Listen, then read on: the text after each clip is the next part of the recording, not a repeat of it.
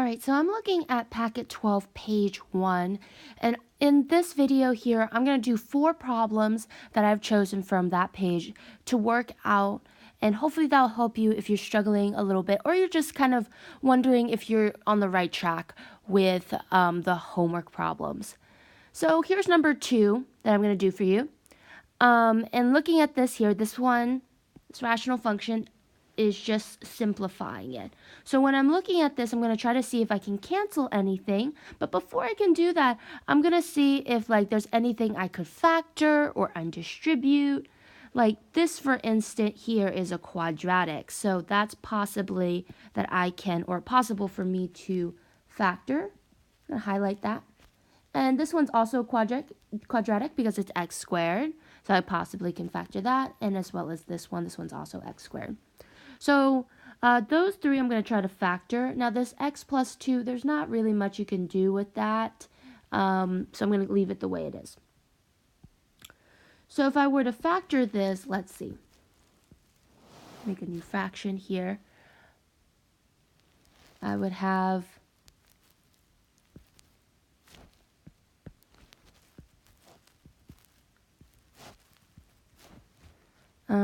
to make a 64, 2 numbers that multiply to give me 64, but add to give me negative 16.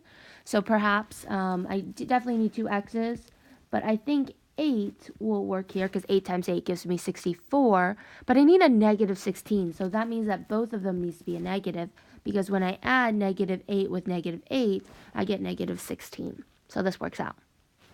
Now, like I said, the x plus 2 is just good as it is, so I'm going to pop that over. Then the bottom here, I have an x squared minus 16. Okay, so let's think about that one here. So x squared minus 16, that's the difference of squares because 64 is a perfect square, meaning there's 2 numbers that multiply to give you 64. Well, that's 8, right? Because we just saw that in the last one we tried to factor. I'm going to write down 8, and because there's no middle term, that means they need to be opposite signs. So notice that there's not a middle term in this quadratic. So if I take negative 8 and I add it with 8, they cancel. That's why I don't have a middle term here. So this works out. So I factored out this guy. Now I'm going to try to factor this guy here. Now this one is a 16, so 2 numbers that multiply to give me 16, but add to give me negative 6. So let's think about this for a sec. So I'm going to drop my x's down, perhaps, 8 and 2, where 8 is the negative and 2 is the positive. Because negative 8 times 2 gives me negative 16. Negative 8 plus 2 gives me negative 6. So this works out. All right, hard part's over. We factored as much as we can. And so now we get to cancel out things that, if we notice, are similar. But remember, we can only cancel things top and bottom, so vertically, or diagonally. So when we look at this here, I can see that there are 2 x minus 8, so I can cancel that out. There's also 2 x plus 2s, one in the top, one in the bottom, so that cancels. There's also an x minus 8 in the top and bottom, so that cancels. So it looks like everything in the top canceled. So that means that I just have 1 left in the top. So if everything cancels, it's not a 0, it means just there's 1 left. And then the bottom here, if you multiply this, or if you look at the bottom here, these canceled. So I just have this x plus 8 in the bottom. So I'm going to drag that down as x plus 8. And that's it. So this is our answer. So we were able to simplify all of this ugly stuff into this simplified rational function. All right, let's try another one here. Okay, so this is another simplifying problem. So let's take a look at the top and the bottom here. So the top here, I notice that there's an x cubed and there's an x squared. So because they both have x's, this might be one of those polynomials that I can undistribute or factor out.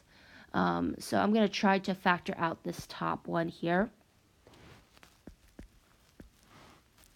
So if I were to do that, because I noticed they both have x's, I'm going to bring out the lowest power. The lowest power here is the x squared out of the two. So if the x squared is a lower power and I drag out an x squared, I left behind something. If I take out x squared, that means 2 of the x's are taken out. That means I only have 1 x left over, because that's x cubed. If I take out x squared from this 9x squared, that means that I only have 9 left over, so minus 9. So what you're doing here is you're dividing out or factoring out a x squared in both of the terms. Now if I redistribute x squared times x, that gives me x cubed. X squared times negative 9, that gives me negative 9x squared. So I'm back where I started if I were to redistribute. And that's exactly what I want. So I write this as a factor form, hoping that I can cancel out with something in the bottom. So now let's try to factor out the bottom. So I noticed right away that this is a quadratic, so that's possible to factor. So let's go ahead and try to factor that. So two numbers to give me 54, but add to give me negative 3, perhaps 9 and 6, where 9 is the negative and 6 is the positive. Because if I multiply, I get the negative 54. If I add negative 9 plus 6, that gives me negative 3. So this works out. Okay, now we get to cancel stuff out. So I notice that they're both x minus 9s on the top and bottom, so that cancels. So I'm only left with a x squared over x plus 6. And so that is my final result. Okay, now we're going to look at multiplication here. With this one here, it's not like how we've seen it where there's like factors with the parentheses. But like I said, when it comes to multiplication, you want to see if you can cancel things out diagonally or vertically, so up and down. So when I look at this here, I immediately spot like diagonally, 64 and 8 have things in common. Not so much 64 and 9. So what I'm going to try to do is I'm going to try to cancel out things diagonally. I also noticed that 9 and 27 have things in common. So my strategy is to kind of work diagonally. And I can always go back to working vertically later if I need to, if I notice something. So 64 and 8, what can divide into 64 and 8? That's 8. So in this case, 8 can go into 64 8 times, and 8 can go into 8 1 time. Okay, and now when I look at the variables, this one's a squared, whereas this one's a to the first power. So if you remember in the bell work, it's kind of like playing goldfish. In this case, if you have like 1a here and this one's 2, the lower one is the a to the first power. So that gets canceled. But that means you took away also 1a in the numerator as well. So that means that I can subtract 1 from this 2 here. So that would make this 2 minus 1, which is 1. So now I just have a to the first power in the numerator. Now if I look diagonal for the b's, this b here is to the first power. So compared to the other b, this b is to the fourth power. This one's smaller. So I'm going to cancel that out. That means that the bottom also took away one of the b's. So that means that 4 minus 1 gives me 3. So now I'm just left with b to the third power. Okay. So when I look at this, I'm done with all of the variables and the numbers. Now I'm going to take a look at the other diagonal. Oops, sorry. That should have been another line. So looking at this, 9 and 27, two numbers that are in common with 9 and 7, or both divide into 9 and 27, is 9. 9 can go into 9 1 time, and 9 can go into 27 3 times. So I can replace those numbers. When I look at the a's here, it looks like the lower power a is this one, so a cubed. So I can cross that out, but that means I have to take away 3 a's from this a to the fourth power. So that means I'm left with just 1, because 4 minus 3 gives me 1. So now I'm just left with a to the first power. The c here, this c is to the first power, whereas this c here is to the second power. So the lower power here gets canceled, and now I'm going to take away 1 from this 2, which is just 1. Okay, let's put this all together now. So remember, this is multiplying. So when we multiply straight across. So for the numerator here, I have an 8 times 3 for the number. So 8 times 3 gives me 24 in the top. You know what? I'm going to do this in black to keep consistent. It's 24 in the top. And then when I look at my a's, this is a to the first power times a to the first power. That's going to make it a squared. Because remember, whenever we multiply exponents, we add the exponents. They have the same base. This b to the first power got canceled. And I have still left over here a c to the first power. So I'm going to write that over. C to the first power. You don't have to write that first power or that 1, but I just did to be explicit. Then I have 1 times 1, which is just 1. And I could write a 1 here, but then I'm going to multiply it by stuff. So there's no reason to write the 1. Because 1 times anything is just itself. So let's take a look at what else we have left. The a's got canceled, so I don't have to worry about that. The c also got canceled, but I think we still have a b to the third power left over. So I'm going to write that underneath. B to the third power. And I think this is it. When I look at this, there's nothing else to divide this 24 by in the denominator. A is by itself. This is the only a here. It's the only c here. This is the only b here. So we've collected all the like terms, and this is our final result.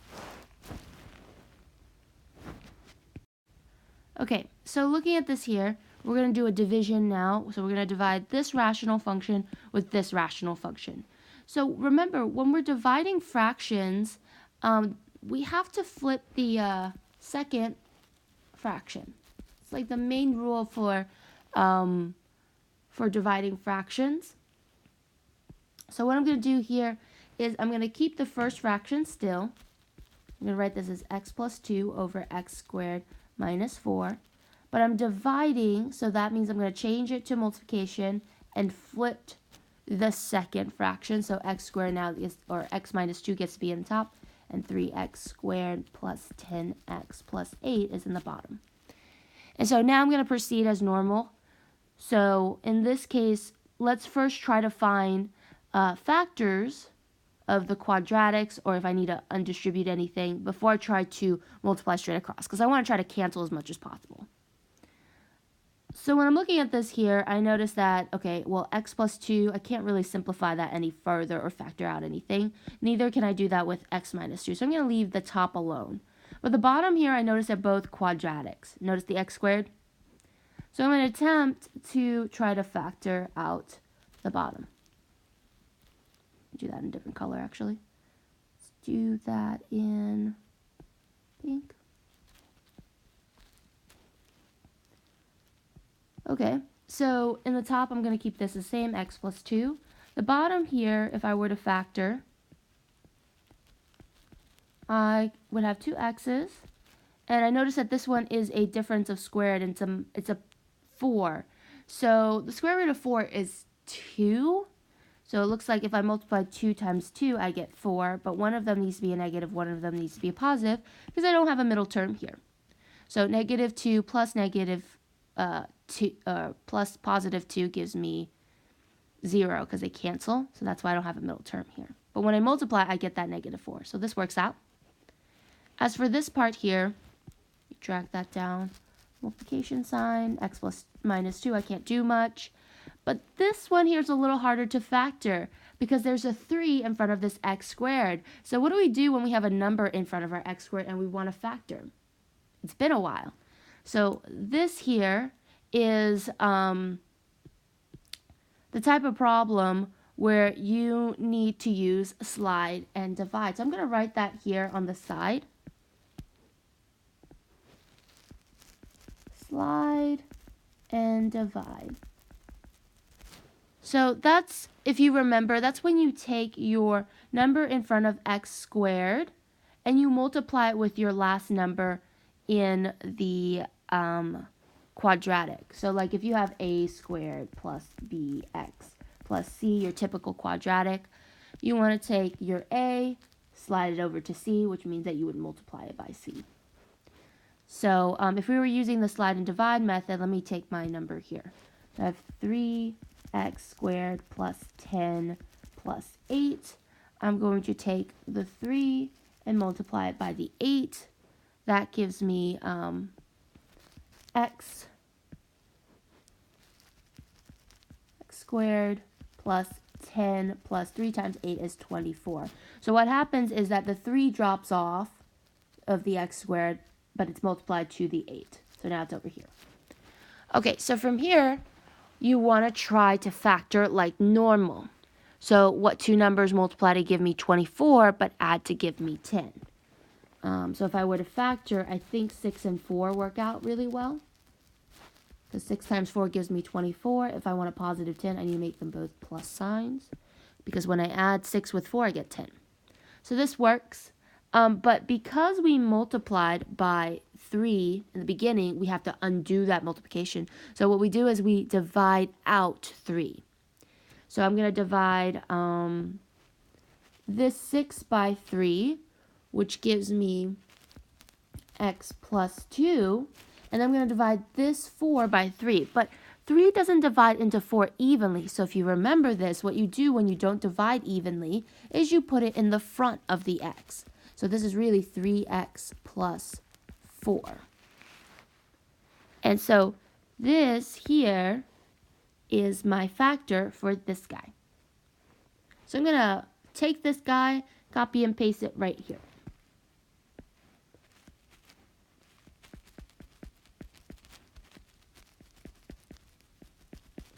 So now let's attempt to cancel out stuff if we notice things are alike.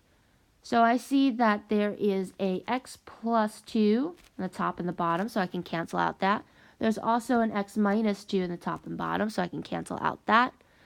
Oh, and there was one vertically diagonally, but I guess I spotted this one a little quicker. So looks like that's it for canceling. So for the top, when I multiplied, there's nothing, all the stuff got canceled in the top. So that means I just have a 1 left in the top. And then the bottom here, this side got all canceled. So I just left with this factor here. So I just have x plus 2 and 3x plus 4 as my final answer. So I got to take all of this yucky stuff and made it a little bit more cleaner down here. And that's it. I hope that helps you out with your homework packet. So try out the other problems.